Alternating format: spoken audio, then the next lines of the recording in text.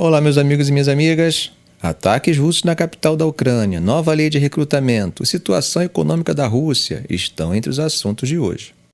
Bom, hoje pela manhã, na hora em que os ucranianos estavam indo para o trabalho, a Rússia desencadeou uma série de ataques com mísseis e drones em Kiev e em outras cidades ucranianas.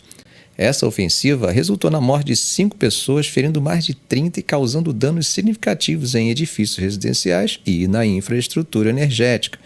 Um dos episódios mais trágicos aconteceu no distrito de Golozivsk, sudoeste de Kiev, onde os destroços de um míssil atingiram um prédio residencial de 18 andares, provocando um incêndio e estilhaçando janelas, o que resultou na morte de 4 pessoas. Em Mykolaiv, no sul, também houve o registro de outra morte. O presidente Volodymyr Zelensky, em seu perfil do aplicativo Telegram, descreveu os ataques como um massivo ataque contra o nosso Estado, dizendo que o ataque teria afetado 6 regiões e que todos os serviços de emergência teriam sido mobilizados para lidar com as consequências daquilo que ele descreveu como terror. Enquanto isso, Valery Zaluzhny, comandante das Forças Armadas Ucranianas, informou que as defesas aéreas haviam conseguido interceptar 44 entre 64 mísseis e drones lançados pela Rússia em várias ondas de ataques. No contexto dessa turbulência, Josep Borrell, que é alto representante da União Europeia para assuntos estrangeiros e de segurança, encontrava-se em Kiev para uma visita de 2 dias, demonstrando o apoio da União Europeia à Ucrânia. Vocês devem lembrar que há algum tempo atrás, a sua colega representante do Japão também passou por essa experiência.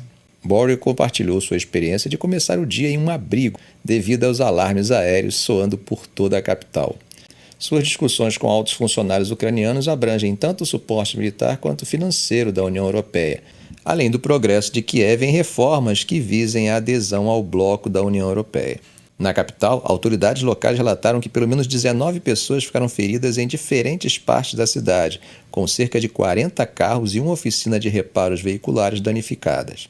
Bombeiros foram mobilizados para extinguir vários incêndios. A ofensiva também prejudicou várias linhas de energia, provocando cortes de eletricidade em parte de Kiev. A DTEK, companhia privada de energia da Ucrânia, anunciou que a eletricidade foi restaurada para quase 30 mil famílias utilizando capacidade de reserva e que os reparos nas linhas de energia estavam em andamento. 2 gasodutos em Mykolaiv também foram danificados, isso de acordo com a gigante estatal de energia Naftogaz. Além disso, um ataque atingiu uma instalação industrial na cidade de Drogobyt, na região oeste de Lviv, e infraestruturas não residenciais na cidade de Kharkiv, no nordeste, conforme relatado por Olesy Nerubov, governador da região de Kharkiv. Vitaly Bashinsky, um trabalhador de TI de 40 anos, refugiado em uma estação de metrô de Kiev com sua família, expressou determinação e esperança, afirmando que esses eventos não quebram o espírito do povo ucraniano e que aguardava pela vitória. Em meio à quebra de braço entre o comandante das Forças Armadas Ucranianas, Valery Zaluzhny, e Zelensky acerca da necessidade de recrutamento, o processo da lei de recrutamento avança. Isso mesmo, em meio aos desdobramentos militares, o parlamento ucraniano deu um passo adiante em direção a regras de mobilização mais rígidas para potenciais soldados, ao aprovar a primeira leitura de um projeto de lei que visa endurecer as sanções para a evasão do recrutamento, incluindo o congelamento de ativos e a introdução de convocações online. Esse movimento visa fortalecer o Estado ucraniano diante dos desafios de uma guerra prolongada, conforme explicado pelo Ministério da Defesa após a votação.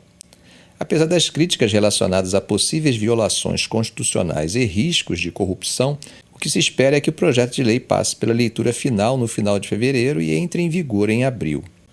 Em meio às sanções europeias e aos crescentes ataques à infraestrutura russa, como anda a economia do país? Gente, parece que a economia russa está demonstrando sinais de recuperação do declínio que experimentou em 2022. As expectativas são de que tenha ocorrido um crescimento no PIB de 3,5% em 2023.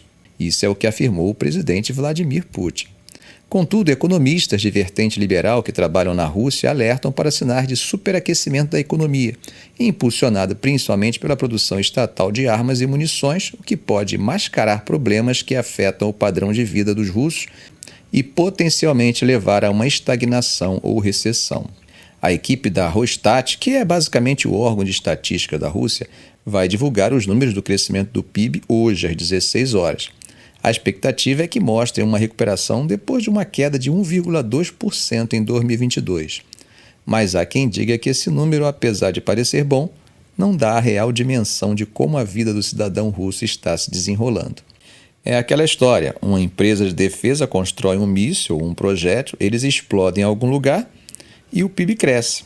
Os trabalhadores da fábrica do míssil recebem salário, gastam em outros setores que empregam, etc. né? Bom, gente, a guerra por vezes tem essa capacidade. Se observarmos detalhadamente os gráficos do crescimento do PIB de países como Alemanha, Itália, Japão, Estados Unidos, durante as décadas de 1930 e 1940, vai ficar claro que a Alemanha foi um dos primeiros países a sair da Grande Depressão. E não há dúvida de que a indústria bélica gerada pela nefasta política expansionista colaborou para isso.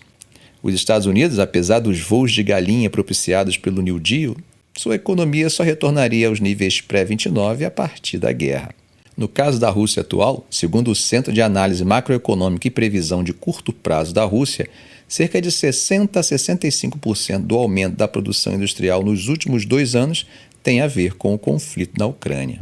Mas aí tem o Fundo Monetário Internacional dizendo que espera que a economia russa cresça mais rápido que todas as economias do G7 esse ano, mas menos que as economias emergentes europeias. O gasto militar tem impulsionado o crescimento econômico de países em guerra ao longo da história. Mas apesar das previsões do FMI de um crescimento de 2,6% para a Rússia, superando a própria expectativa do Ministério da Economia russo, que era de 2,3%, já começamos a ver sinais de que nem tudo está indo tão bem. A inflação alta e a posição financeira instável das empresas está tornando difícil o aumento rápido dos salários. No entanto, a escassez de mão de obra, em boa parte deslocada para o front, pode pressionar de alguma forma esses salários, aumentando a renda. Mas há um setor importante da economia russa que não se beneficiaria com isso: aqueles ligados à situação dos rendimentos disponíveis reais de pensões e benefícios, que não estão sendo corrigidos pela inflação, que estava em 7,4% em 2023, depois de um pico de 11,9% em 2022. Para vocês terem uma ideia, o desemprego russo hoje é baixíssimo, apenas 2,9%. No entanto, a produtividade do trabalho caiu 3,6% em 2022. Não sabemos se isso se repetirá em relação a 2023. O que não podemos negar é que a queda de produtividade em 2023 foi a maior queda desde 2009, ano que foi afetado pela crise financeira de 2008, a do subprime. Então vamos esperar e observar. O que podemos prever com alguma segurança é que, mesmo se esse crescimento continuar, a guerra não é eterna e um dia, quando ela acabar, que como vocês sabem torço para que seja o mais breve possível, haverá um verdadeiro baque até que a economia de guerra se adapte novamente a uma economia normal. E com isso, acho que tanto economistas liberais quanto desenvolvimentistas concordam. Ficamos por aqui. Se esse vídeo foi útil para você, faça um comentário, compartilhe em suas redes sociais, dê um like e, é claro, se ainda não for inscrito, inscreva-se no canal e ative o sininho. Ok, gente? Um grande abraço do professor Arão Alves.